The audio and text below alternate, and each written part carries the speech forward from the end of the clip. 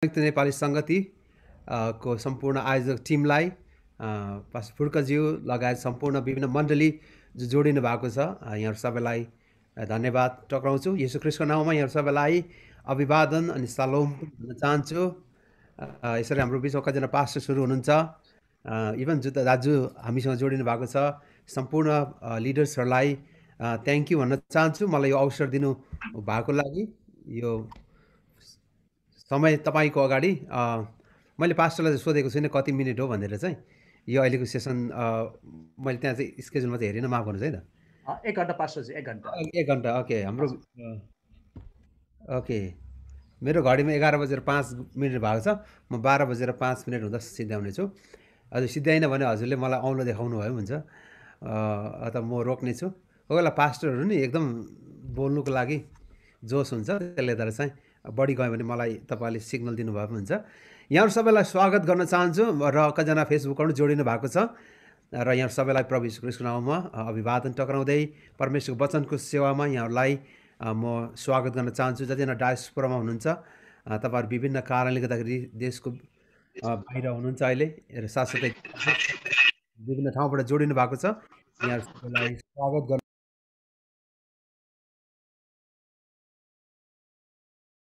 Pastor बुवाको आवाज mute भयो। हजुरको म्युट छ पास्टर। ओके, अगुवापन सेवकाई अगुवाको लागि भनेर जुन आयोजना गरिएको छ र कतिजना तपाईँहरू अगुवा नहुनु भएको भए पनि तपाईँहरू पनि जोडिनु भएको छ। म दुवैजनालाई अगुवाहरू र सम्पूर्ण जेनरल विश्वासीहरूलाई सम्बोधन गर्दै तपाईँहरूसँग कुरा गर्नेछु। पहिलो सेसन चाहिँ हाम्रो परिवारप्रति हाम्रो जिम्मेवारीको विषयमा हामी कुरा गर्नेछौँ, अनि दोस्रो सेसनमा चाहिँ हाम्रो आर्थिक व्यवस्थापनको विषयमा हामीहरू कुरा गर्नेछौँ। र म आशा राख्छु यहाँहरू सबैजना उत्साहित हुनुहुन्छ, म पनि उत्साहित छु।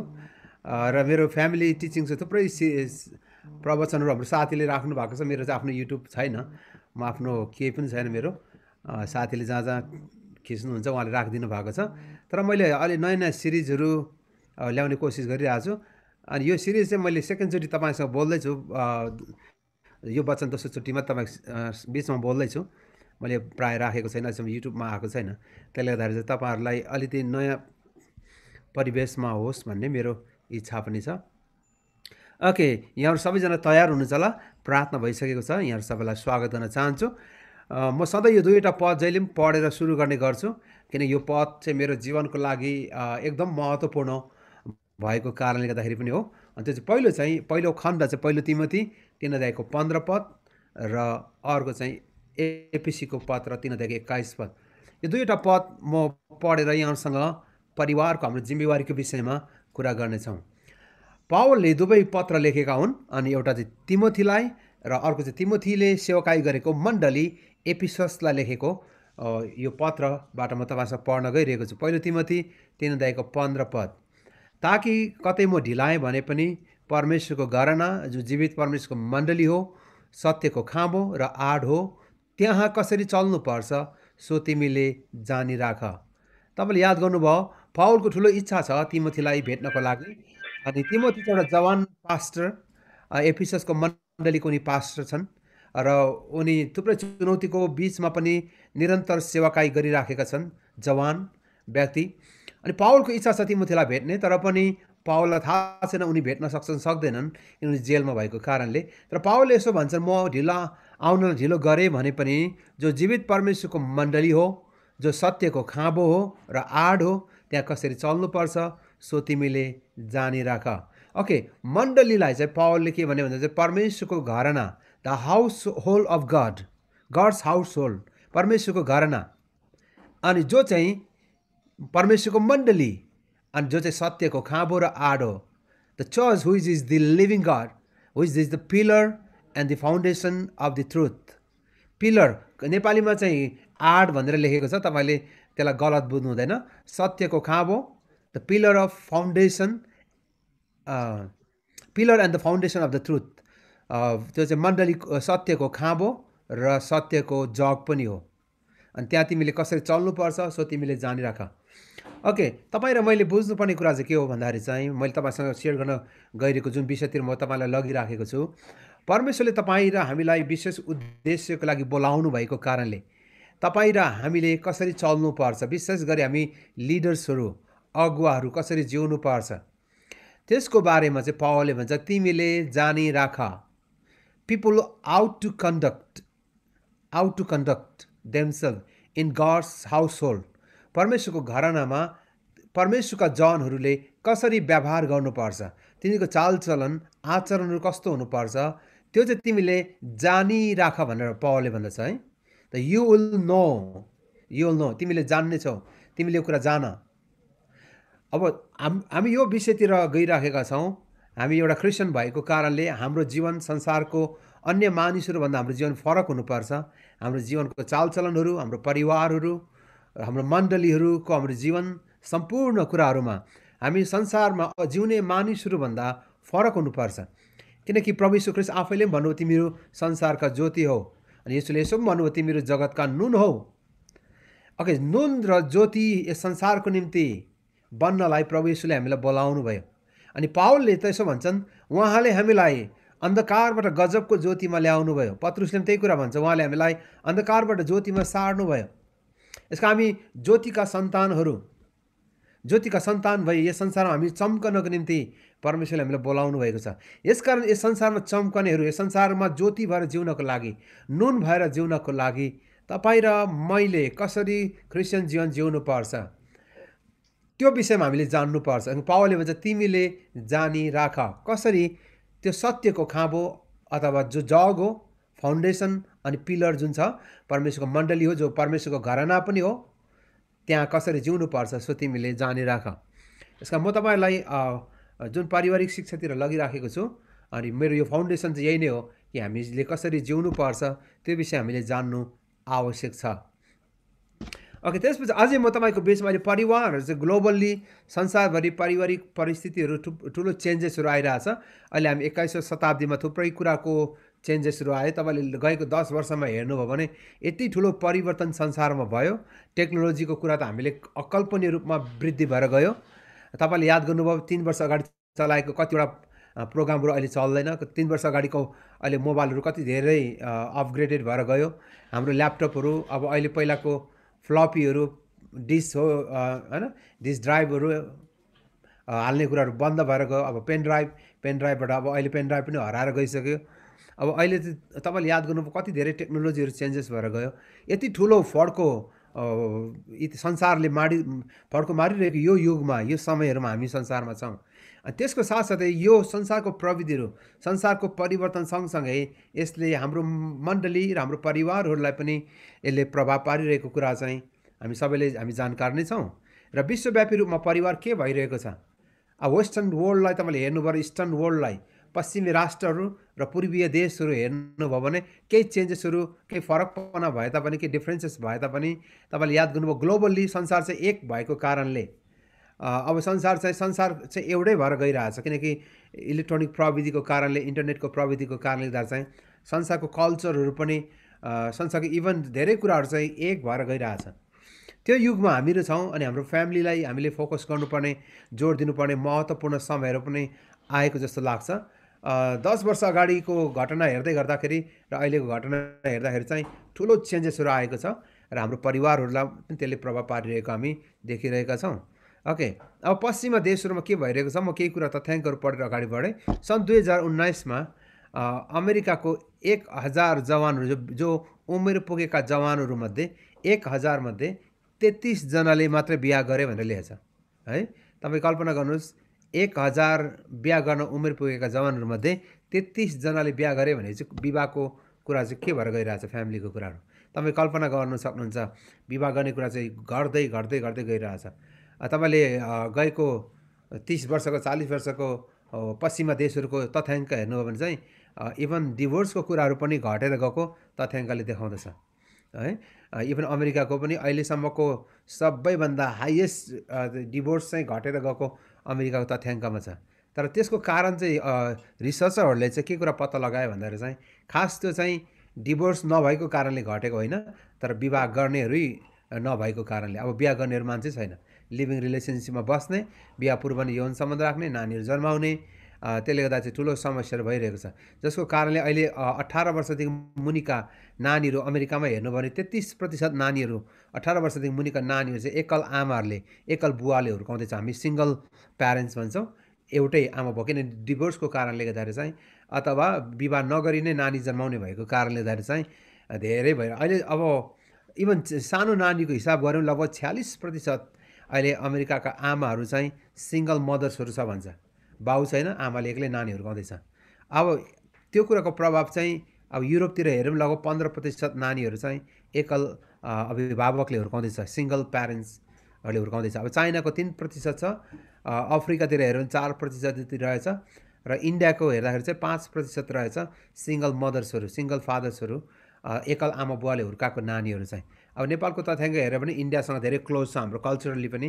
त्यो 5 देखि 6% नानीहरू चाहिँ एकल आमा बुवाले हुर्काउँदैछ। अब त्यसको साथसाथै अब प्रवासमा गएका, विवाह गरेर विदेशमा गएकाहरूको कारणले गर्दाखेरि चाहिँ त्यो रेसियो चाहिँ बढेर गएको छ। इन्डियामा पनि धेरै छ, इन्डियनहरू पनि धेरै माइग्रेसन भएर प्रवासमा काम गरिराखेका छन्, जबकि उनीहरू आफ्नो परिवारबाट अलग छन् र नानीहरू चाहिँ आमाले हुर्काएका।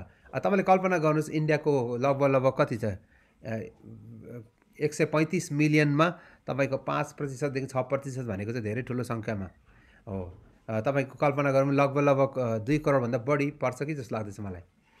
2 करोडभन्दा बढी झन् नेपालको जनसङ्ख्या जति चाहिँ इन्डियामा अहिले एकल आमा बुवाले हुर्काएको नानीहरू मात्रै छ भन्छ। त्यसले गर्दा चाहिँ अब यो च्यालेन्ज चाहिँ अब नेपालमा पनि यो ग्रोथ चाहिँ यो रेसियो चाहिँ बढेर गइरहेछ। तपाईँलाई थाहा छ छैन, अब तपाईँ कतिजना विदेशमा हुनुहुन्छ, सायद तपाईँको श्रीमतीले, तपाईँको श्रीमानले मात्रै नानी हुर्काउँदै हुनुहुन्छ। त्यो एकल नानीहरू हुर्किने क्रमहरू चाहिँ अब बिस्तारै बढ्दै गइरहेको छ। अब तपाईँ फिलिपिनोहरू भेट्नुहुन्छ मलेसियामा, गल्फ कन्ट्रीतिर धेरै छन्। फिलिपिन्सको त सङ्ख्याहरू हुन्छ 10 देखि 12% त्यहाँको जनसङ्ख्या त गे म्यारेजहरू छ भन्छ होइन, समलिङ्गीहरू छ भन्छ। अब युरोपलाई अहिले हेऱ्यो भने चाहिँ पोर्चुगलको एकदम वृद्धि भएर गइरहेछ अहिले। हाइएस्ट युरोपमा हाइएस्ट डिभोर्स चाहिँ पोर्चुगल पर्छ, 64% 2 छ, र लक्जमबर्ग 62% 5%, स्पेन 57.2%, फ्रान्स 55% छ डिभोर्स गर्नेहरू, बेल्जियम 52%, इस्टोनिया भन्ने देश 51.5, नेदरल्यान्ड्सहरू 50.9, फिनल्यान्डहरू 50.8, र त्यसपछि डेनमार्कहरू 48% छ होइन। त्यसरी इटालीहरू 47.9%, स्विडेनहरू 46%, नर्वेहरू पनि त्यसरी नै बढेर गइरहेछ, लगभग 45.7%हरू। अब त्यो रेसियो लगभग 50% अबभ युरोपको कुरा छ। अब युरोपतिर पनि बिस्तारै यो डिभोर्सको कुरा चाहिँ घटेको देखिन्छ, किन भन्दाखेरि चाहिँ अघि मैले तपाईँलाई बताएँ मान्छेहरू बिहे गर्दैनन्, बिहा दर्तै हुँदैन, किनकि मान्छे चाहिँ लिभिङ रिलेसनसिपमा बस्ने कारणले गर्दा चाहिँ त्यो कारणले गर्दा चाहिँ अहिले त्यति धेरै देखिँदैन। अब टिनेजरको कुरा गर्ने भने त अमेरिकाको रिसर्चले के भन्छ भन्दा 14 वर्षदेखि अब अहिले हामीले चाहिँ नेपालमा हेरेर 13 वर्षदेखि 19 वर्षलाई हामी टिनेजरहरू भन्छौँ होइन। त्यो एजका नानीहरू चाहिँ अमेरिकाको हेऱ्यो भने त 2/3 नानीहरू चाहिँ 3 भागमा 2 भाग नानी चाहिँ ड्रग एडिक्टहरू छ भन्छ, ड्रगमा लिप्त छन् भन्छ। प्रत्येक 5 जनामा 1 जना चाहिँ मातेर घर आउने नानीहरू पर्छ भन्छ। ओके, त्यस पछाडि 20% टिनेजरहरू, अमेरिका टिनेजरहरू चाहिँ सबैले चुरोट खान्छ भन्छ। प्रत्येक दिन चुरोट धेरै खाने नानीहरू 20% छ भन्छ, र 46% नानीहरू चाहिँ आमा बुवा बिना जन्मिन्छ भन्छ अमेरिकामा। अब आमाले जन्माउँ तर बाउको थाहा छैन, त्यसको बाउ र आमाको सम्बन्ध चाहिँ छैन, तर पनि उनीहरूले यौन सम्बन्ध राखेर नानी जन्माउनेहरू चाहिँ 46% छ भन्छ। हेर्नुहोस् त त्यसको ग्रोथ कति हाइएस्ट छ। 46% लेडिजहरूले, टिनेजरहरूले पनि नानी जन्माउँदैछ भन्छ, इभन बिहे नगरी नै। बिहे नगरी 14देखि 19 वर्षभित्र नानी जन्माउने सङ्ख्या चाहिँ त्यो टिनेजरको सङ्ख्याभित्र चाहिँ 46% छ भन्छ। तपाईँ कल्पना लगभग आधा जति अमेरिकाको टिनेजरहरू चाहिँ बिहे नगरी नानी जन्माउँदैछ। ओके, र त्यस पछाडि तपाईँले याद गर्नुभयो 1/3 भन्दा बढी, 1/3 भन्दा बढी अबोर्सनहरू चाहिँ केटीहरूले सानो उमेरमा नै टिनेजरले गरेको छ भन्छ। जति पनि अमेरिकामा गर्भपतन भएको छ त्यसमध्ये 3 भागमा 1 भाग चाहिँ टिनेजरहरूले गरेको छ भन्छ, किशोरी अवस्थामा, जो चाहिँ 13देखि 19 वर्षभित्र। अब यो तथ्याङ्कलाई हेर्दै गर्दाखेरि चाहिँ धेरै ठुलो चुनौती छ। र अमेरिकाको रिसर्च हेऱ्यो भने चाहिँ अमेरिकामा प्रत्येक वर्ष जति मान्छे मर्छन् त्यसको लगभग सेकेन्ड हाइएस्ट डेथ रेट चाहिँ, दोस्रो ठुलो मृत्युको कारण चाहिँ तपाईँलाई थाहा छ कि छैन त्यो चाहिँ सुसाइड हो। अमेरिका पनि वान अफ द हाइएस्टमा रेड अलर्टमा आउँछ सुसाइड गर्ने देशहरूमा, आत्महत्या गर्ने देशमा। अनि त्यसमध्ये चाहिँ तपाईँले धेरै जस्तो चाहिँ लिडिङ सबैभन्दा दोस्रो सबैभन्दा ठुलो टिनेजरहरू अमेरिकामा जो मर्दैछन् त्यो चाहिँ सुसाइडको कारणले गर्दाखेरि चाहिँ। यी सबै कुराहरू जो तथ्याङ्क मैले तपाईँलाई बताएँ, यसको एउटा कारण म पछि तपाईँलाई बताउँछु।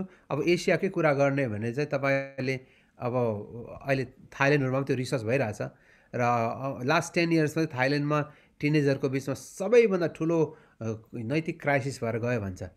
अनि तपाईँलाई थाहा छ थाइल्यान्ड चाहिँ one of the sex city पनि हामी भन्छौँ होइन, यौनको सहर पनि भन्छौँ।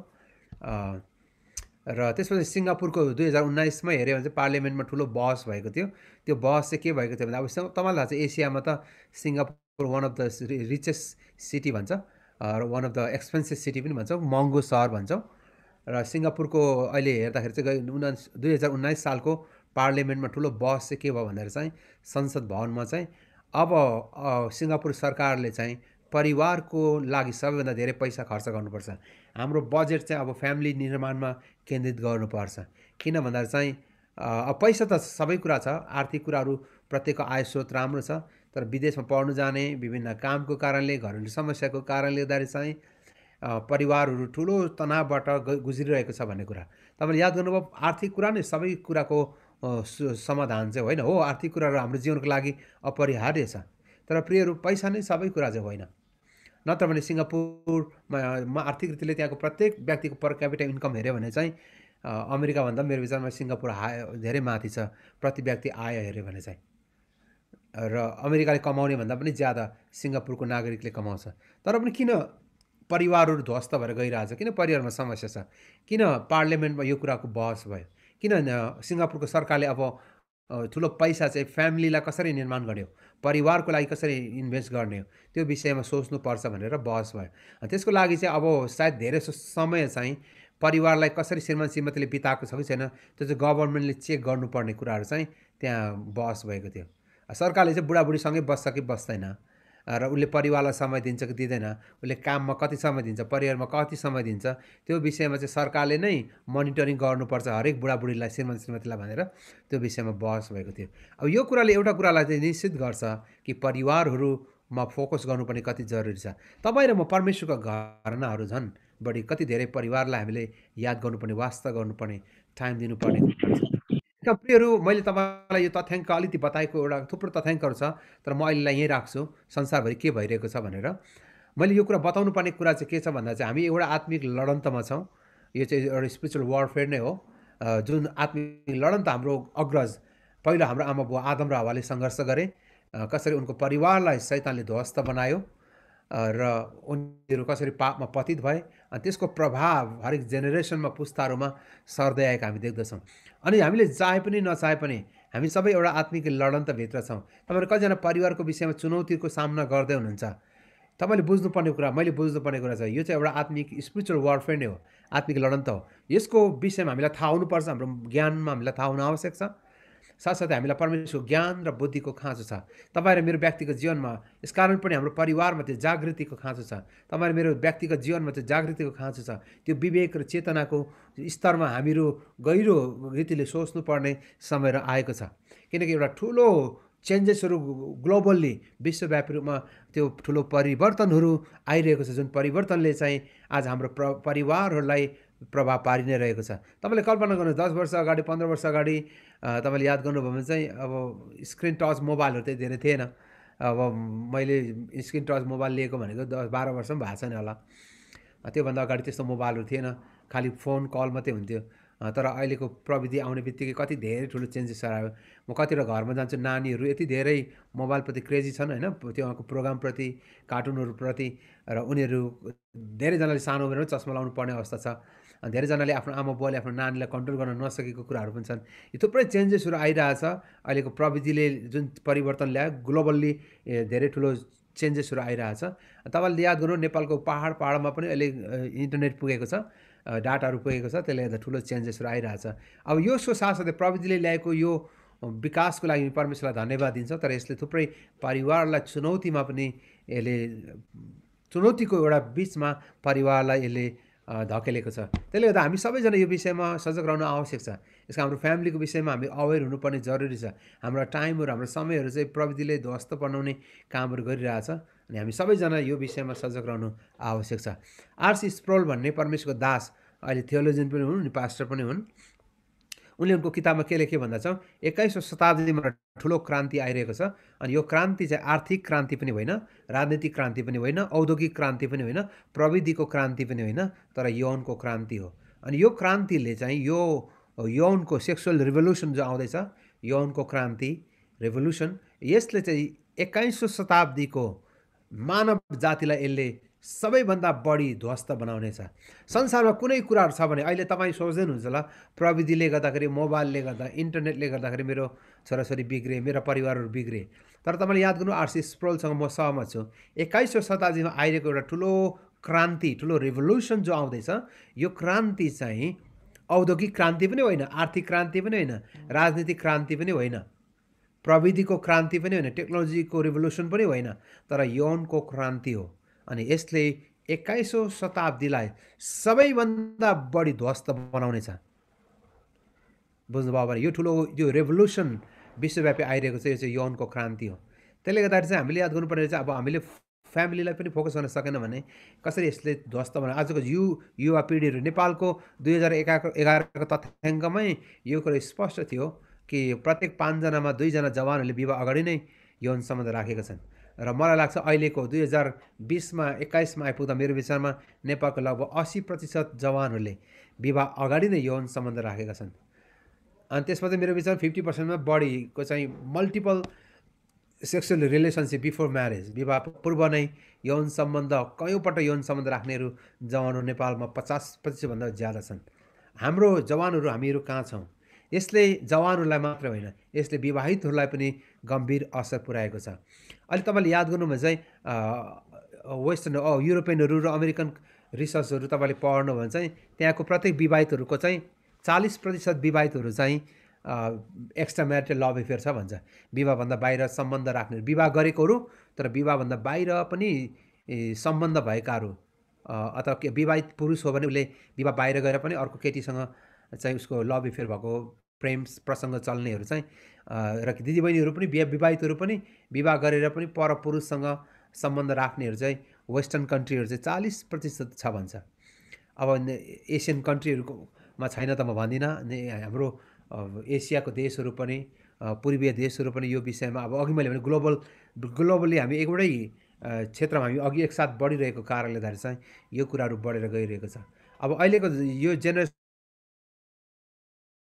बुकबाटै विवाह भएको छ। मैले गएको यो वर्षभित्र मात्रै लगभग 6-7वटा बिहा मैले दिएँ अनि त्यो 6-7वटा बिहामध्ये 90% विवाहहरू चाहिँ फेसबुकबाट भएको, भेटघाट भएर बिहा भएको छ। यो कुराले के प्रमाणित गर्दैछ भन्दाखेरि चाहिँ इन्टरनेटको प्रविधिबाट कनेक्सन संसारलाई एक ठाउँ ल्याउनेहरू छ। अनि धेरै फेक म्यारेजहरू, गलत विवाहहरू, के गर्नु नक्कली विवाहहरू पनि भइरहेको हामी देखिराखेको छौँ। यो कुराले चाहिँ के गर्छ, ग्लोबल्ली हाम्रो फ्यामिलीलाई पनि यसले प्रभाव पारिरहेको छ। यसका यो कुरालाई हामीले जित्नको लागि यसको के भन्छ, अङ्ग्रेजीमा रिमेडी भन्छ, उपचार भनौँ, यसको सोल्युसन भनौँ, जे भने पनि यसको मुख्य सोल्युसन चाहिँ 3वटा कुरा चाहिँ म तपाईँलाई अहिले जोड दिएर म अगाडि बढ्न चाहन्छु। पहिलो कुरा चाहिँ छ परमेश्वरको वचनमा परिवारको विषयमा कहाँ कहाँ लेखेको छ त्यो विषयमा यहाँले खोज्नुहोस्। म यहाँलाई आग्रह गर्न चाहन्छु, परमेश्वरको वचनमा चाहिँ पति पत्नीलाई र परिवारको विषयमा दिएको आज्ञाहरू चाहिँ कहाँ कहाँ छन् त, त्यो आज्ञाहरूलाई तपाईँले कहिलेकाहीँ चाहिँ पर्सनली रिसर्च गर्न सुरु गर्नुहोस्। किनकि परमेश्वरले कुनै कुराहरू दोहोऱ्याएर भन्नुहुन्छ भने त्यो कुरा चाहिँ एकदम इम्पोर्टेन्ट कुरा हो। उदाहरणको लागि पति हो आफ्नो पत्नीलाई प्रेम गर, एफिसी 5 अध्यायमा, कलसी 3 अध्यायमा पति हो पत्नीलाई प्रेम गर, अनि पत्नी हो आफ्नो पतिलाई आदर गर, अधीनतामा बस्छ, एफिसी 5 अध्यायको 22-23 पद, अनि पहिलो पत्रुसको 3 अध्याय, अनि बाइबलमा अरू थुप्रै भर्सहरू छन् जहाँ चाहिँ पति पत्नीको लागि, अनि बाबा र आमालाई छोराछोरीले प्रति गर्नुपर्ने जिम्मेवारी, बाबु आफ्नो छोराछोरीलाई रिस नउठाऊ, न उनीलाई परमेश्वर वचन र शिक्षामा हुर्काऊ, तिमी बस्दा उठ्दा ढल्कँदा व्यवस्था 6 अध्याय परमेश्वरको वचनको चर्चा गर 5 पददेखि 7 पदसम्म, त्यो चाहिँ परमेश्वरको आज्ञा हो। यो चाहिँ हामीले खोज्नु पर्नेछ। म यहाँलाई आग्रह गर्न चाहन्छु पर्सनल्ली, तपाईँले बाइबलमा चाहिँ परिवार सम्बन्धी दिएको आज्ञाहरू कहाँ कहाँ छन् त त्यो कुरालाई तपाईँले पनि खोज्नुहोस्, म पनि खोज्दैछु। किनभने चाहिँ त्यो चाहिँ एकदम इम्पोर्टेन्ट कुरा हो। किनकि तपाईँले याद गर्नुभयो आदम र हवाको परिवारमा परमेश्वरले जसलाई आइडियल फ्यामिली एउटा आदर्श परिवार सोच्नुभयो त्यो आदर्श परिवार कसरी ध्वस्त भयो, त्यसको कारण के हो तपाईँले याद गर्नुभयो। परमेश्वर जुन आज्ञा उनीहरूलाई दिनुभयो कसरी उनीहरू आज्ञाबाट तर्केर गए त, त्यसको तपाईँले हेर्नु गहिरो अध्ययन गर्नुपर्ने कारण छ। पहिलो कुरा चाहिँ छ तपाईँले परमेश्वरको वचनमा कहाँ कहाँ परमेश्वरले परिवारको विषयमा आज्ञा दिनुभएको छ, चाहे त्यो एफिसी 5 अध्याय होस्, चाहे त्यो एफिसी 6 अध्यायको 1 देखि 4 होस्, अनि पहिलो पत्रुस 3 अध्याय, कलसी 3 अध्याय र 4 अध्याय, व्यवस्थाको 6 अध्याय, यी खण्डहरू चाहिँ परमेश्वरले हामीलाई परिवारको विषयमा दिनुभएका आज्ञाहरू छन्। यो क्षेत्रहरूलाई तपाईँले ध्यान दिनुहोस्, किनकि परमेश्वरले जब आज्ञा दिनुहुन्छ त्यो कुरा चाहिँ हाम्रो परिवारको लागि एकदम महत्त्वपूर्ण कुरा हो। प्रियजनहरू, हामीले परमेश्वरको वचनलाई यदि गहन रूपमा लिएनौँ भने अन्ततः हामी विश्वासीहरूको हाम्रो परिवारहरू पनि ध्वस्त भएर जानेछन्। यदि परमेश्वरले यति धेरै परिवार सम्बन्धी निर्देशनहरू आज्ञाहरू दिनुहुन्छ भने हामीले त्यसलाई ध्यान दिनैपर्छ।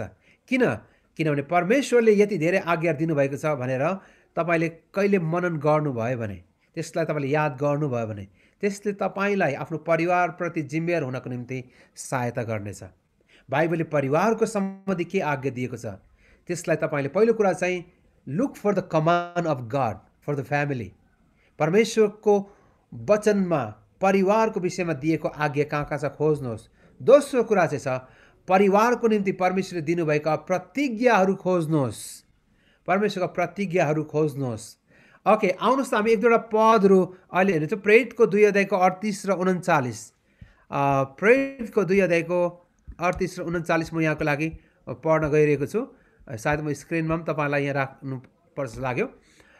पत्रुस 2 अध्याय पत्रुसले यहाँ भन्दैछ, प्रेरितको पुस्तक मैले यो ओके प्रेरितको पुस्तक 2 अध्यायको 38 र 39, पश्चाताप गर र प्रतिज्ञा तिमीहरू र तिमीहरूका सन्तानलाई दिएको छ। पश्चाताप गर र तिमीहरूको पाप मोचनको निम्ति येशू ख्रीष्टको नाउँमा तिमीहरूले बप्तिस्मा ल्याऊ, तिमीले पवित्र आत्माको वरदान पाउनेछौ। अनि 39, अब प्रतिज्ञा चाहिँ के छ त परिवारको लागि, किनकि प्रतिज्ञा तिमीहरूको निम्ति र तिमीहरूका सन्तानको निम्ति र टाढा टाढामा रहेका सबैको निम्ति पनि हो, प्रत्येक जसलाई प्रभु हाम्रो परमेश्वरले बोलाउनु भएको छ। प्रतिज्ञा, परमेश्वरको प्रतिज्ञा के छ? पत्रुसले के भन्छ ती भिडलाई? पेन्टिकसको दिनको समयको कुरा छ यहाँ। पत्रुसले भाषण दिँदै गर्दाखेरि चाहिँ बाइबल यसरी लेखिएको छ, तपाईँले 37मा पढ्नु भने चाहिँ तिनीको हृदय छिया छिया भवन लेखेको छ पत्रुसको वचन सुनेर। र मानिसले भने पत्रुसलाई भने हामी अब के गरौँ? पत्रुसले भने येशू ख्रीष्टको नाउँमा तिमीले पश्चाताप गर र बप्तिस्मा ल्याऊ, अनि प्रतिज्ञा तिमीहरूको लागि। अनि पत्रुस यसो भन्छ यो प्रतिज्ञा चाहिँ तिमीहरूका सन्तानको लागि अनि टाढा टाढामा रहेका सबैको निम्ति पनि जसलाई परमेश्वरले बोलाउनु भयो। यसका प्रियहरू, परमेश्वरले त्यो प्रतिज्ञा चाहिँ तपाईँ र मेरो लागि मात्र होइन तर हाम्रो सन्तानको लागि पनि परमेश्वरले प्रतिज्ञाहरू राखिदिनु भएको छ। यसका तपाईँ र मैले चाहिँ परमेश्वरको प्रतिज्ञाहरूलाई बाइबलमा खोज्नुपर्छ। तपाईँ र हाम्रो परिवारको लागि परमेश्वरले के प्रतिज्ञाहरू राखिदिनु भएको छ त्यसलाई हामीले खोज्नु पर्दछ। ओके, बाइबलमा अरू थुप्रै उदाहरण छन्। प्रेरितको 16 अध्यायमा आउँदाखेरि चाहिँ लिडियाको कुरा छ। अनि लिडियाले मात्रै प्रभु यीशु ख्रीष्टको वचन सुनेर बप्तिस्मा लिएको छैन, तर उनको परिवारले प्रभु यीशुलाई विश्वास गरेको छ। प्रेरितको 16 अध्यायको 14 र 15, अनि थिएटारकी सहरकी निवासी बैजनी वस्त्रको व्यापार गर्ने लिडिया नाउँकी एक ईश्वर भक्त स्त्रीले हाम्रो वचन सुनिन्। कसले भन्छ? पावलले। अनि पावलले बोलेका कुरा ध्यानसँग सुने र प्रभुले तिनको हृदय खोलिदिनु भयो जब तिनी र तिनका घरका सबै बप्तिस्मा लिए। तपाईँले याद गर्नुभयो, प्रतिज्ञा चाहिँ केवल लिडियाको लागि मात्र थिएन तर लिडियाको सारा परिवारको लागि परमेश्वरले त्यो प्रतिज्ञा पनि दिनुभएको थियो। यसका प्रियहरू, तपाईँ र म जतिजना तपाईँहरू अहिले प्रवासमा हुनुहुन्छ, तपाईँ एक्लै हुनुहुन्छ होला, तर तपाईँले याद गर्नुपर्ने कुरा चाहिँ त्यो आशिष तपाईँको लागि अनि त्यो आशिष तपाईँको घरानाको लागि। यसका मेरो बाजेको म अहिले हेर्ने त म 4औं पुस्ताको क्रिस्चियन भएँ।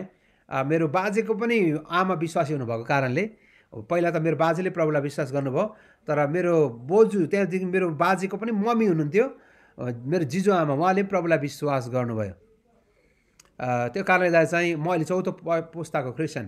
अनि मेरो बाजेले जब प्रभुलाई विश्वास गर्नुभयो उहाँको एउटै इच्छा थियो, त्यो चाहिँ के हो भन्दाखेरि चाहिँ सारा परिवारले प्रभुलाई चिन्न सकोस्। यसका उहाँले सारा परिवारलाई सुसमाचार सुनाउनु भयो। अब मेरो हजुरबुवा पनि मलेसियामै प्रभुलाई चिन्नुभयो, पेनाङमा उहाँले दर्शन पाएर यसोलाई विश्वास गर्नुभएको। मेरो हजुरबुवाको पनि अब हामी त जाँड रक्सी खायो नि, एउटा एकदम जाँड रक्सी खाएको कारणले गर्दा चाहिँ मेरो बाजेको बुवाले चाहिँ धेरै पैसा चाहिँ लोन लिनुभएको रहेछ। त्यो लोन ऋणको कारणले उहाँ ऋण चुकाउनलाई ब्रिटिस आर्मीमा भर्ती भएर उहाँ जानुभयो मलेसिया। त्यो बेला मलेसियाको लाहोरमा जानुभयो, अब पेनाङमा उहाँ जानुभयो। हामी लाउरे भन्थ्यो त्यो बेला होइन। अनि उहाँले त्यसपछि फर्केर आउनुभयो, पैसा कमाउनु भयो, ऋण तिर्नुभयो। 8 वर्ष मलेसिया बस्नुभयो। 8 वर्षकोमा उहाँ लगभग 1 वर्ष सिङ्गापुर बस्नुभयो, 7 वर्ष मलेसिया बस्नुभयो। अनि 8 वर्ष फर्केर आएपछि उहाँले सबै ऋणहरू चुकाउनु भयो। अनि उहाँको एउटै सपना त्यस पछाडि चाहिँ मेरो परिवार चाहिँ बाँच्नुपर्छ। अनि उहाँ चाहिँ यति धेरै दौडधुप गर्नुभयो। उहाँ धरानको ब्रिटिस क्याम्पमा उहाँले काम पाउनुभयो। काम गर्दै उहाँ 4 दिन लगाएर सोलुखुम्बु जानुभयो। मेरो बुवा आमाहरू त्यहाँ हुनुहुन्थ्यो। उहाँले मेरो बुवा चाहिँ स्कुलको टिचर हुनुहुन्थ्यो। अनि मेरो बुवालाई 4 दिन हिँडेर गएर उहाँले एउटा बाइबल दिएर आउनुभयो। यो बाइबल पढ्नु छोरा, तिमीले यसोलाई विश्वास गर्नुपर्छ। अनि त्यति भनिराखेर उहाँ हिँडेर फेरि आउनुभयो, किनकि काम गर्नुपर्ने। उहाँले 6 दिनको लागि छुट्टी माग्नु भएको थियो। 4 दिन हिँडेर जानुभयो। शनिबार आइतबार छुट्टी थियो ब्रिटिस क्याम्प होइन। अनि त्यो उहाँको एउटै कुरा, मेरो बुवालाई सुसमाचार सुनाउनुपर्छ भन्ने। मेरो हजुरबाको एउटै सपना। 4 दिन लगाएर हिँडेर त्यो बेला गाडी सोलु जानुभयो। मेरो बाजेले बुवालाई भन्नुभयो, यो बाइबल पढ्नु छोरा, बुहारी, तिम्रो परिवारले प्रभुलाई विश्वास गर्नु। त्यति भनेर बेलुकाको भात खाएर बाजे झर्नुभयो, धरान झर्नुभयो। अनि फेरि काममा लाग्नुभयो। त्यस पछाडि फेरि बाजेले शनिबार आयो कि उहाँ झापा जाने। मेरो त्यस पछाडि अरू हाम्रो कति परिवार झापामा थिए। अनि उहाँ त्यहाँ जानुहुन्थ्यो, सुसमाचार सुनाएर आउनुहुन्थ्यो। किनकि उहाँको एउटा सपना चाहिँ परिवारको लागि। यसको अहिले हामी लगभग 78-80 जना छौँ हाम्रो फ्यामिलीमा। सबैजनाले प्रभुलाई विश्वास नगरेको कोही परिवार हुनुहुन्न। हामी सबै विश्वासी छौँ अहिलेसम्म। परमेश्वरलाई धन्यवाद होस् कि परमेश्वरले हाम्रो घरनामा त्यो उद्धार ल्याउनु भयो। अनि त्यो चाहिँ त्यो आशिष चाहिँ त्यो परमेश्वरको प्रतिज्ञाहरू चाहिँ हाम्रो छोराछोरीको लागि। अब अहिले आएर हेर्दाखेरि चाहिँ हामी 7 पुस्ता छौँ क्रिस्चियनहरू हाम्रो परिवारमा। मेरो दिदीको पनि छोरी हिसाब गर्दाखेरि चाहिँ हामी 7 पुस्ता भयौँ अहिले। यसको 7 पुस्ताको अहिले हामी जेनेरेसनहरू स्टिल जीवित छौँ। 7 पुस्ता विश्वासीहरू हाम्रो परिवारमा चाहिँ अब त्यो चाहिँ परमेश्वरको ठुलो आशिष हो। परमेश्वरले आफ्नो प्रतिज्ञा चाहिँ हाम्रो परिवारको लागि दिनुभएको थियो। अनि त्यो कुरालाई मेरो हजुरबाले रियलाइज गर्नुभयो, महसुस गर्नुभयो। प्रियहरू, तपाईँ र मैले यो कुरा बुझ्न आवश्यक छ कि हाम्रो परिवारहरू चाहिँ इम्पोर्टेन्ट छ।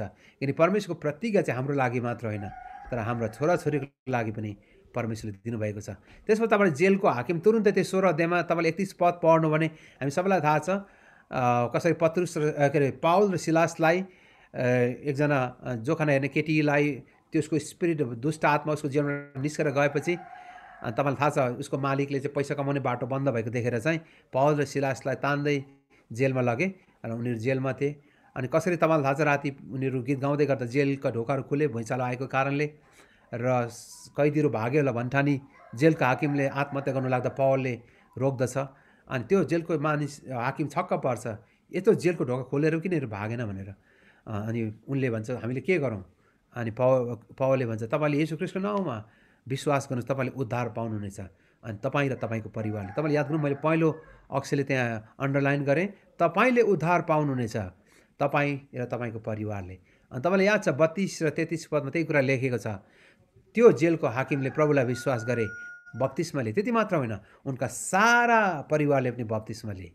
किनकि परमेश्वरको प्रतिज्ञा चाहिँ परिवारको लागि हो।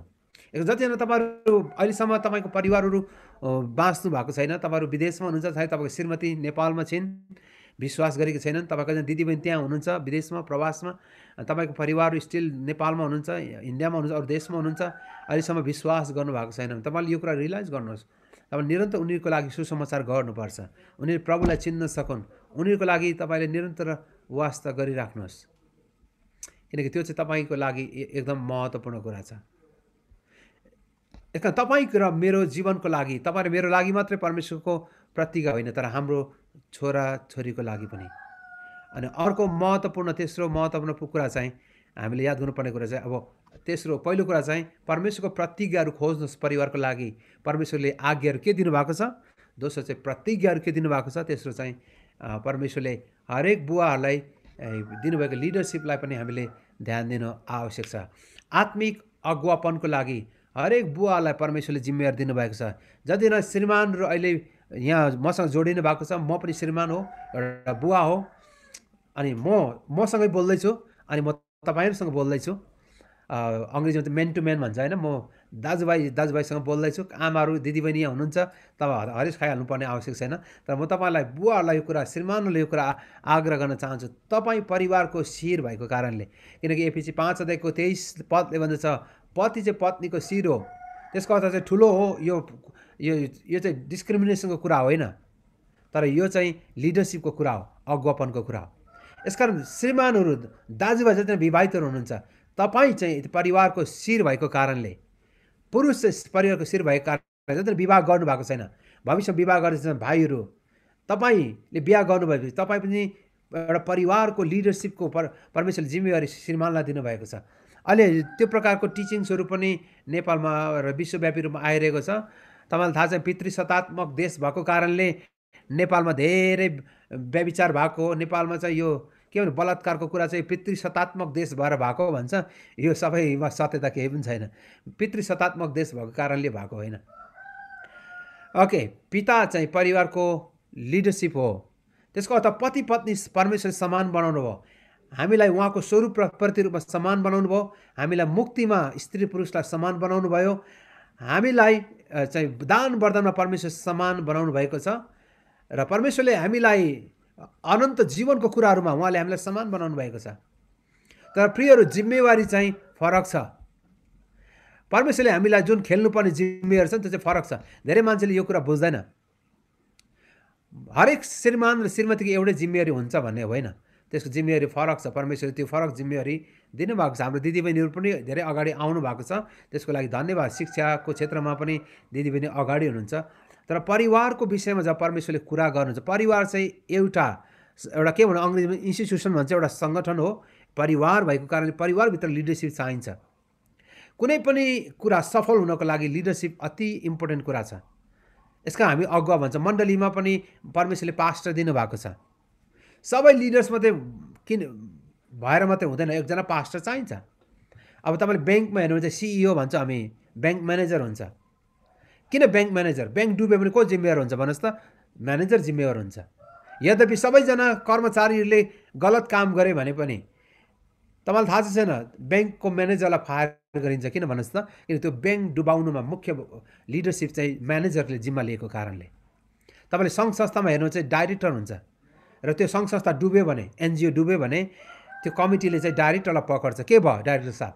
किनकि त्यो संस्थालाई लिड गर्ने एकजना डाइरेक्टर त्यहाँ हुन्छ। तर तपाईँले 10 जना स्टाफ छ, 10 जना डाइरेक्टर भयो भने के हुन्छ भन्नुहोस् त? हुँदैन। त्यसमा एकजनालाई जिम्मेवारी दिएको हुन्छ। परमेश्वरले घर पनि त्यही नै हो। परमेश्वरले घरलाई व्यवस्थित गर्नको लागि परमेश्वरले बुवालाई त जिम्मेवारी दिनुभएको छ, त्यति मात्रै हो। यसले गर्दा पितृसत्तात्मक देश भए यस्तो भएको भनेर भनिरहनु पनि जरुरी छैन। किनकि कुनै पनि कुरा सफल हुनको लागि लिडरसिप चाहिन्छ। यसकारण पनि बाइबलले भन्छ तिम्रो राष्ट्रको अगुवाको अधीनतामा बस्छ।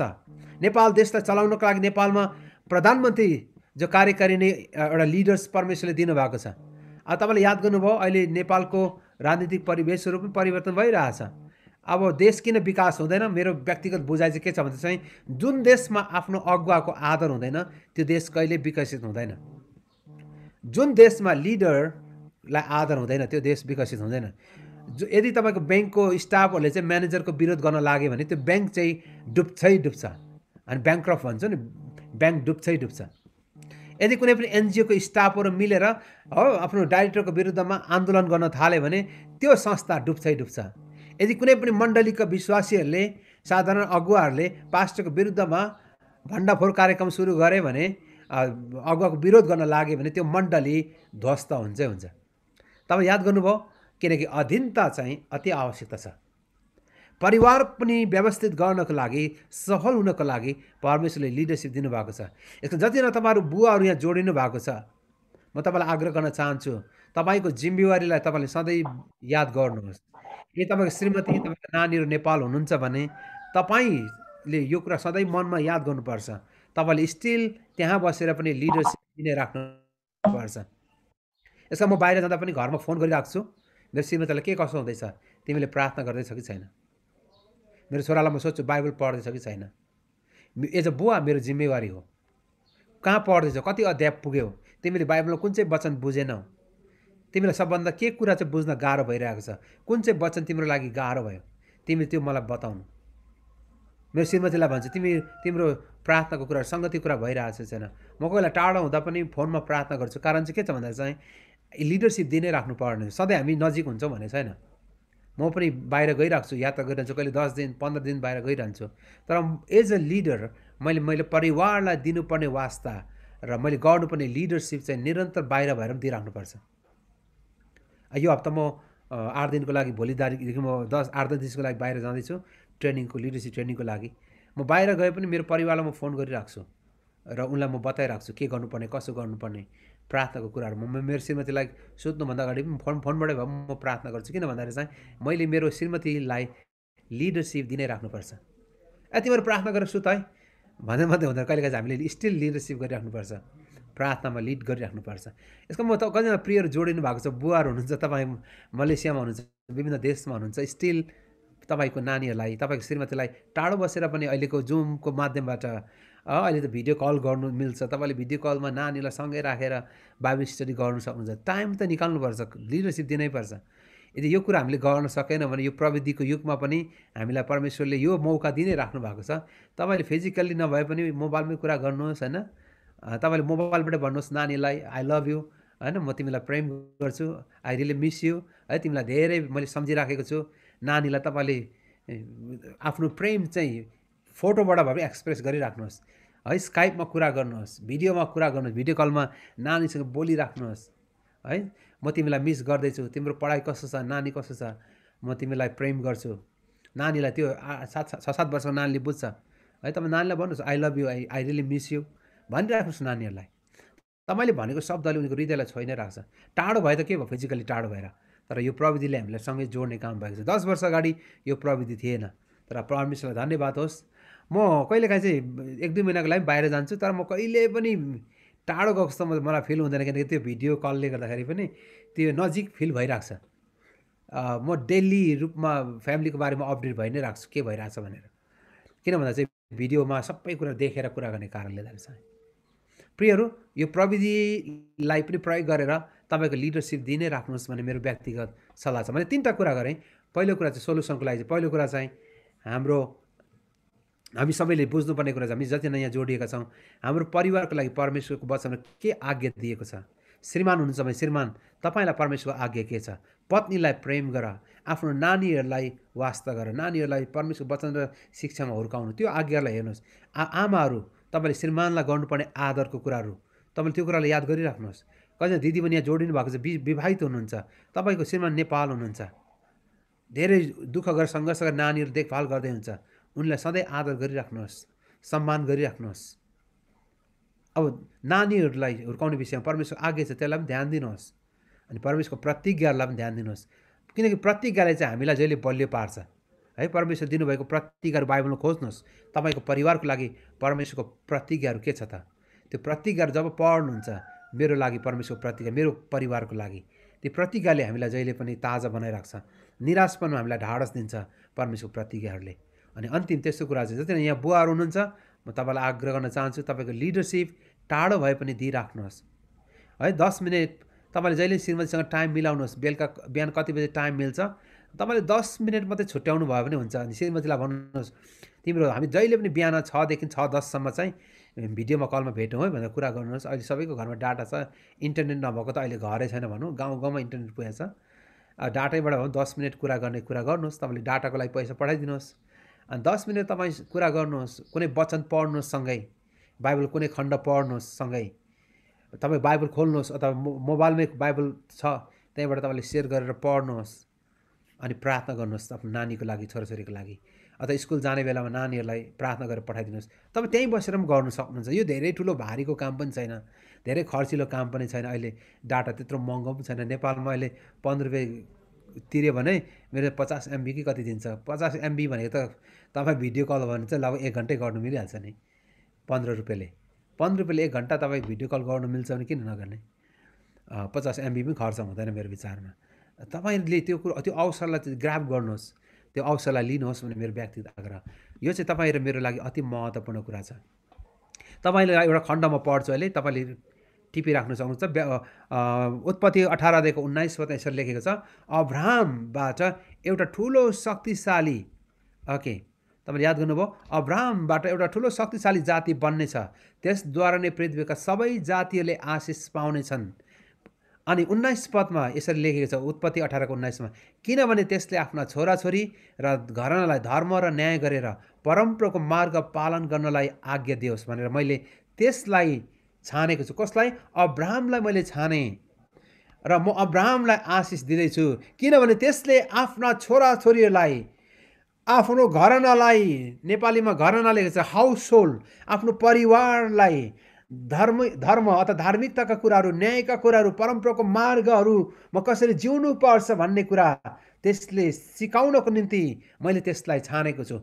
परम्परा भन्नुहुन्छ। किन परमेश्वरले सारालाई यो भन्नु भएन?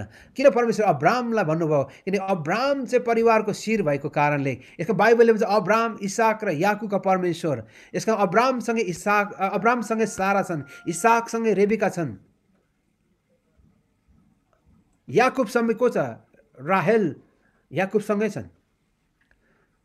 तर परमेश्वरले श्रीमानलाई, पतिहरूलाई, घरको बुवालाई यो जिम्मेवारी दिनुहुन्छ कि तिनीहरूलाई म आशिष दिनेछु, किनकि तिनले आफ्नो घरनालाई परमेश्वरको धर्म र न्यायका कुराहरू, परम्पराको मार्गहरू तिनले सिकाउनेछन्। यसका प्रियहरू, तपाईँलाई परमेश्वरको आज्ञा यही नै छ, मलाई पनि यही आज्ञा छ, किन तपाईँ र मलाई त्यो लिडरसिप दिनको लागि।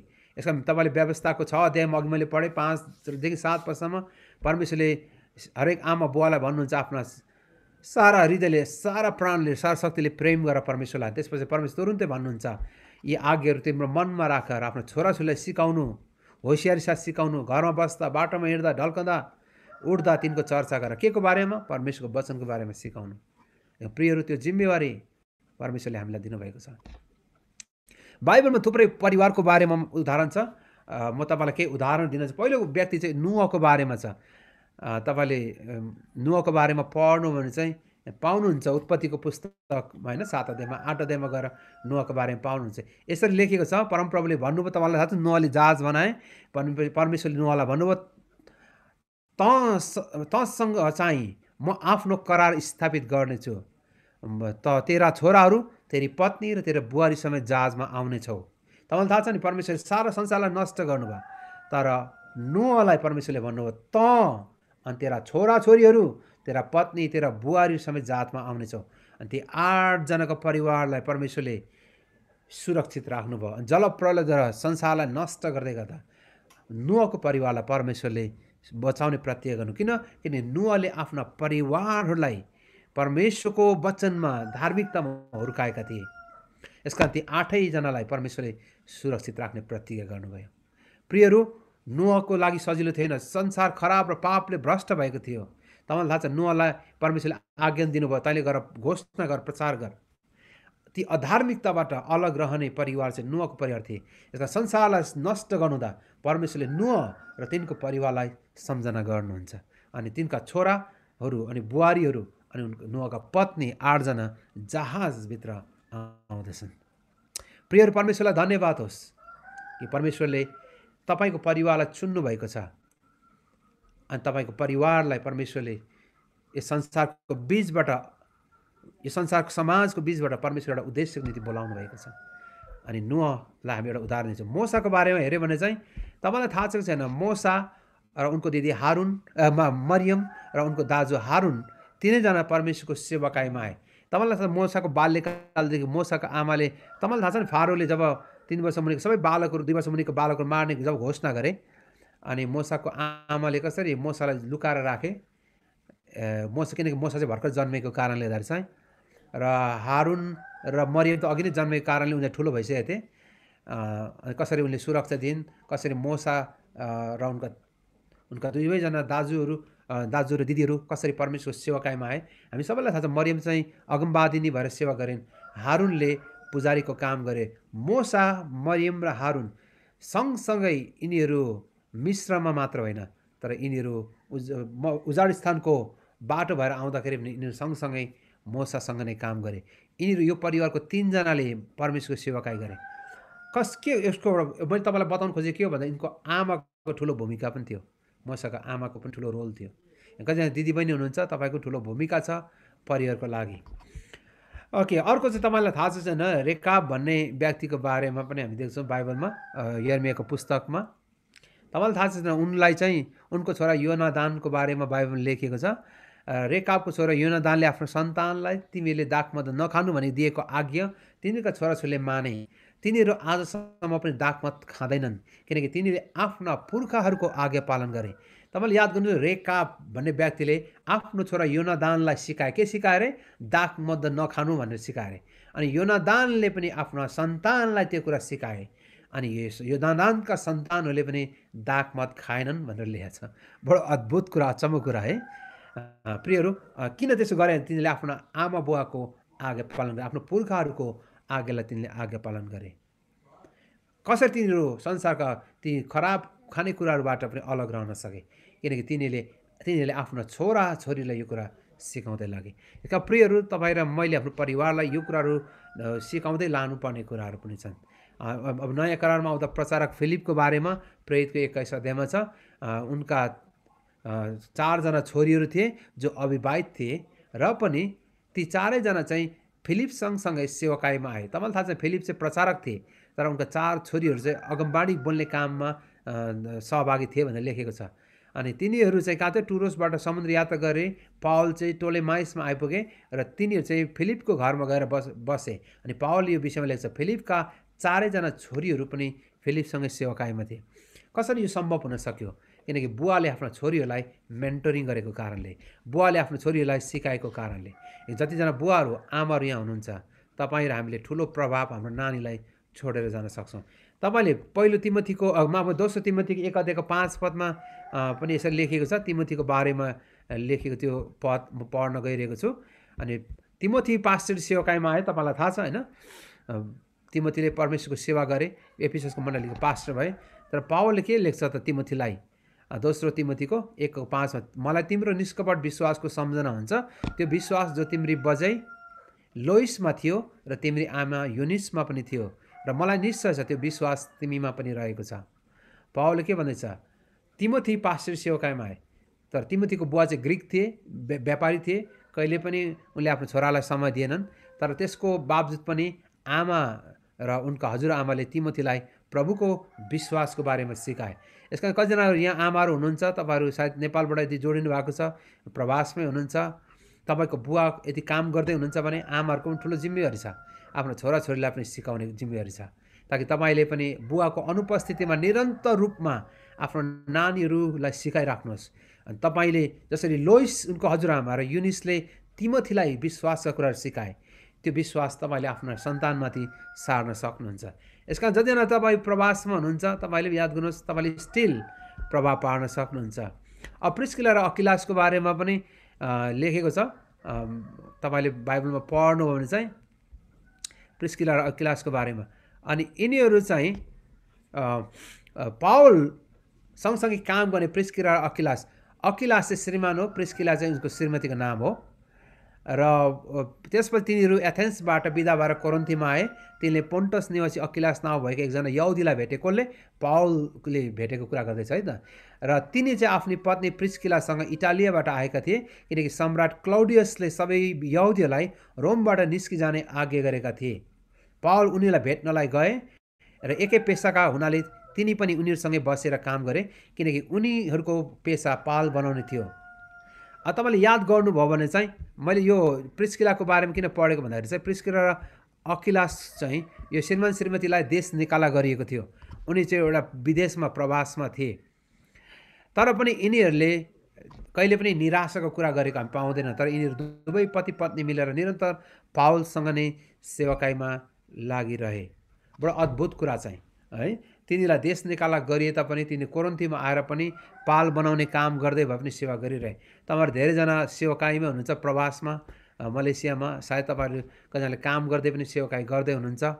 तपाईँ अहिले भन्यो भने प्रिस्किला र अकिलास र पावलको जस्तै तपाईँहरूले त्यो प्रकारको सेवकाई तपाईँ गर्दै हुनुहुन्छ, काम गर्दै पनि सेवकाई गर्दै हुनुहुन्छ। असल कुरा हो।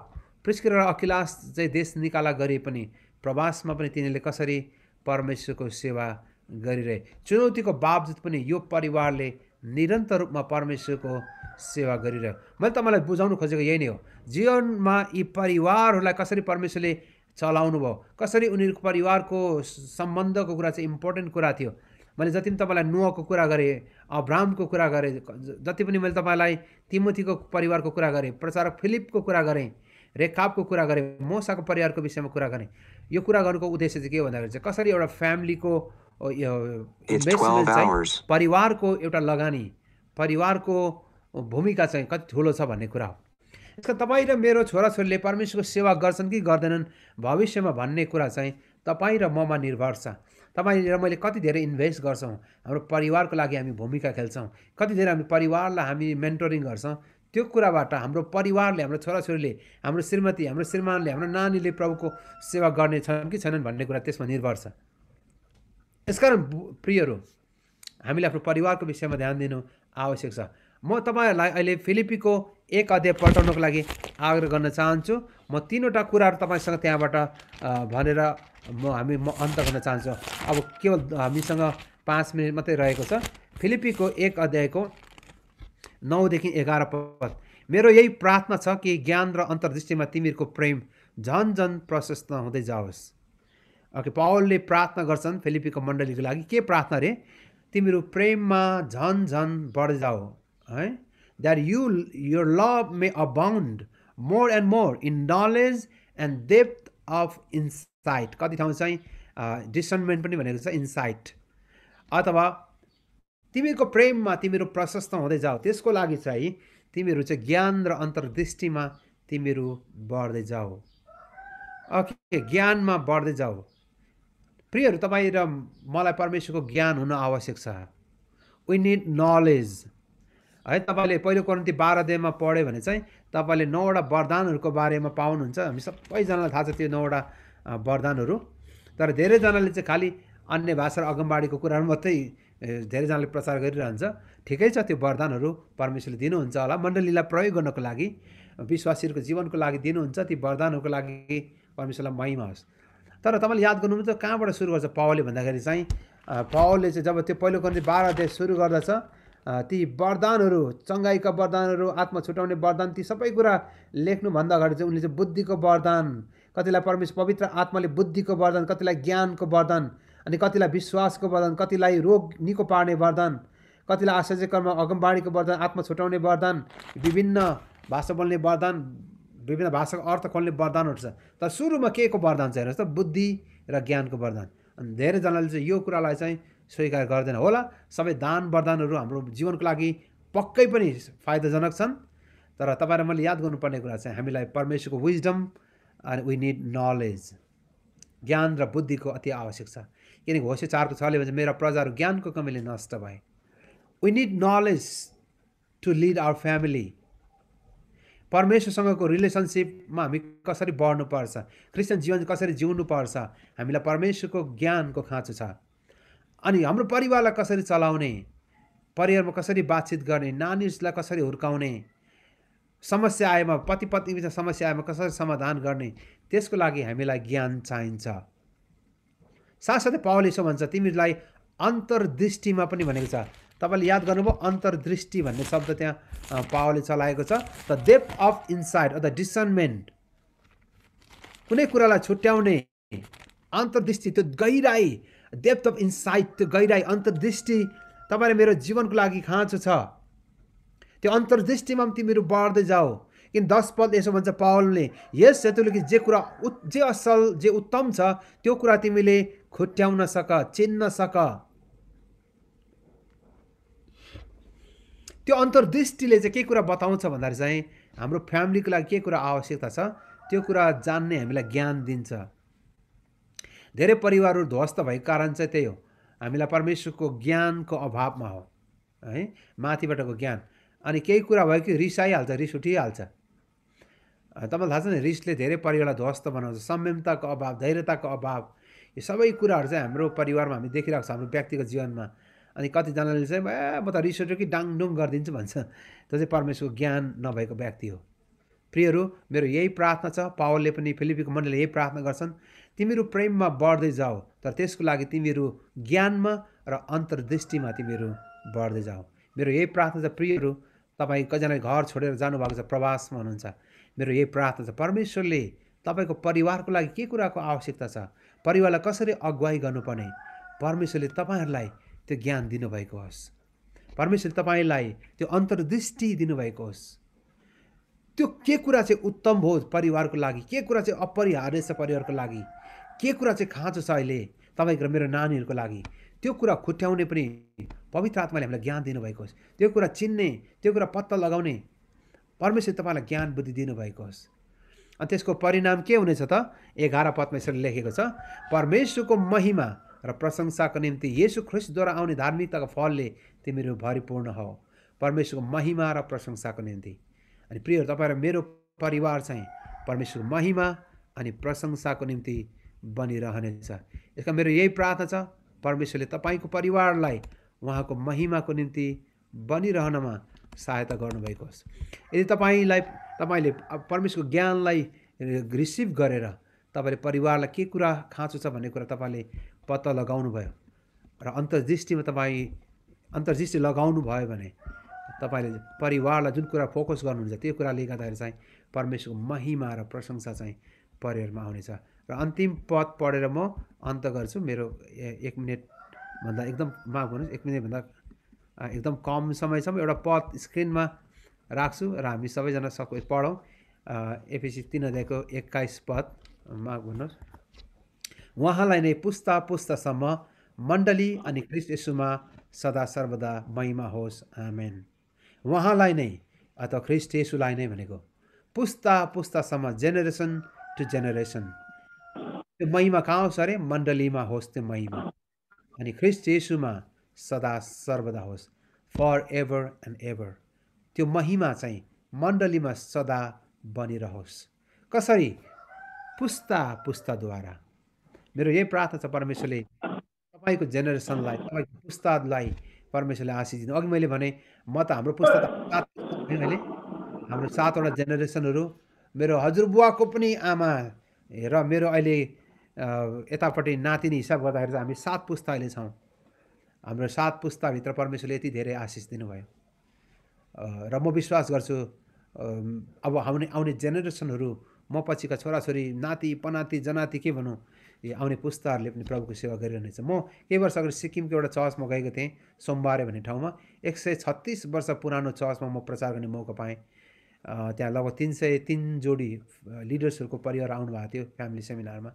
136 वर्ष पुरानो चर्च। अनि म त्यो चर्चमा प्रचार गर्ने मौका पाएँ। अनि त्यो चर्च चाहिँ 136 वर्षमा आजसम्म त्यो मण्डली बढ्दै गइरहेछ। मलाई थाहा छैन हाम्रो चर्च 136 वर्ष बाँच्दैन, हामी त्यति लामोसम्म हाम्रो मण्डलीहरू पुस्ताहरू जान्छ जाँदैन।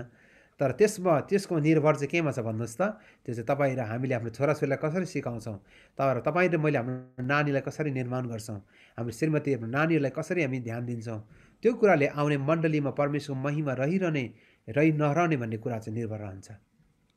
प्रियहरू, हामी रहे पनि नरहे पनि परमेश्वरको महिमा चाहिँ हामी पछाडिको पुस्ताहरूमा रहिरहनेछ। हामी त धेरै भयो 80, मोसाले त भन्छ हामी 70 वर्ष हाम्रो आयु हो, बलले भ्यायो भने 80 बाँचेला। कतिजना चाहिँ परमेश्वरको ग्रेस पाएर 90-100 वर्षमा बाँध्नुभएको छ। मेरो ग्रान्ड मदर 97 वर्ष पुग्नुभयो। हाम्रो गाउँको एकजना हाम्रो एकदम नजिकको बोजू 111 वर्ष हुनुहुन्छ अहिले, उता रामपुर भन्ने ठाउँमा, उदयपुरमा। परमेश्वरलाई धन्यवाद, कतिजनालाई ग्रेस पाएर 80 नागेर गए, परमेश्वरलाई महिमा होस्। तर हामी जबसम्म रहन्छौँ, हामी रहे पनि नरहे पनि परमेश्वरको महिमा चाहिँ जेनेरेसन टु जेनेरेसन, पुस्तादेखि पुस्तासम्म मण्डलीमा रहिरहनेछ। अनि उहाँको महिमा चाहिँ सदा रहिरहनेछ। अनि त्यो चाहिँ मण्डलीमा त्यो महिमा आउनेछ। कसरी? जब पुस्ताहरूले पुस्ताहरूलाई हुर्काउनेछन्। यसका प्रियहरू, तपाईँ र मेरो काँधमा ठुलो जिम्मेवारी छ कि हाम्रो जेनेरेसनलाई हामीले हुर्काउन सकौँ। र मेरो पनि ठुलो जिम्मेवारी छ मेरो छोरा, मेरो श्रीमतीलाई हुर्काउनको लागि, उनीहरूलाई लिडरसिप दिनको लागि। उनीहरूप्रतिको मेरो भूमिका ठुलो छ। अनि त्यो कुरालाई म सधैँ महसुस गर्छु। अनि त्यसका म परिवारलाई त्यो कुरामा परमेश्वरको वचन निर्माण गर्न चाहन्छु, ताकि परमेश्वरको महिमा चाहिँ हाम्रो जेनेरेसनभित्र रहिरहन सकोस्। मेरो यही प्रार्थना छ, तपाईँ जहाँ हुनुभए पनि आफ्नो परिवारप्रतिको भूमिकालाई कहिले नबिर्सनुहोस्। तपाईँले आफ्नो परिवारलाई समय दिनुभयो, ध्यान दिनुभयो भने तपाईँको पुस्ताहरूले परमेश्वरलाई कहिले छोडेर जाने छैनन्। अघि मैले भने हाम्रो परिवारमा हामी लगभग 78-80 जना परिवार छौँ। हामी सबैले प्रभुलाई चिन्ने मौका पायौँ। हाम्रो नबाँचेको परिवारमा कोही पनि छैन अहिलेसम्म, हामी सबै बाँचेका छौँ। अनि अहिले लगभग हामी 8 जना त पास्टर छौँ हाम्रो फ्यामिलीमा। परमेश्वर धन्यवाद, यो उहाँको अनुग्रह मात्र हो, हामीले गर्व गर्नुपर्ने कुनै कारण छैन। तर अब मेरो लागि एउटा चुनौती यही नै छ, हामी सबैको लागि चुनौती यही नै छ, के त्यो महिमा पुस्तासम्म मण्डलीमा रहिरहनेछ, तबसम्म रहिरहनेछ यदि हामीले हाम्रो पुस्तालाई ध्यान दियौँ भने। परमेश्वरले तपाईँ अनि तपाईँको परिवारलाई प्रशस्त आशिष दिउन्। अर्को सेसनमा भेट्नेछौँ। God bless you all. Thank you.